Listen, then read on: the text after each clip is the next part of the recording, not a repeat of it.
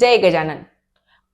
मुलांक 9 हा तुमचा पुढचा काळ तुमच्या आयुष्यामध्ये कसा असणार आहे हे बघणार आहोत. म्हणजे मुलांक 9 वाले जे आहेत, ज्यांच्या जन्मतारखेची टोटल 9 येते, यांच्यासाठी हा पुढचा काळ कसा असेल. ऑलरेडी 2 कार्ड्स आलेले आहेत म्हणून शफल करण्याचं काही महत्व नाहीये. बघा, थोडस स्टेबिलिटी आहे तुमच्या आयुष्यामध्ये.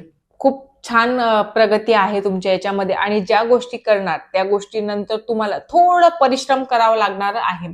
थोडं परिश्रम केलं तर तुमच्या आयुष्यामध्ये, म्हणजे तुम्ही जर मनामध्ये घर घेण्याचा प्लॅन करत असाल किंवा काही गोष्टी करण्याचा प्लॅन करत असाल तर ते सक्सेस होणार आहे. आणि हो, थोडं अप्स अँड डाऊन येतील. इमोशनली तुम्ही स्टक व्हाल, इमोशनली डाऊन होणार, इमोशनली कधी कधी स्टेबल पण होणार. म्हणजे इमोशनल बॅलन्स करायचा आहे तुम्हाला एकंदरीत.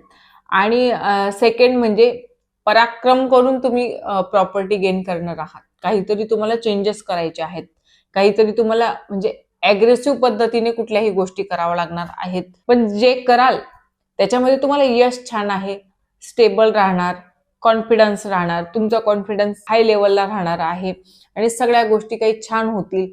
सो प्रॉपर्टी घेण्याचा प्लॅन असेल, बिझनेस करण्याचा प्लॅन असेल तर त्या बिझनेस मधूनही तुम्हाला प्रॉपर्टी बनू शकते किंवा बिझनेस साठीची जागा असेल ती तुमच्या नावावर होऊ शकते. ह्या गोष्टी होणार आहेत.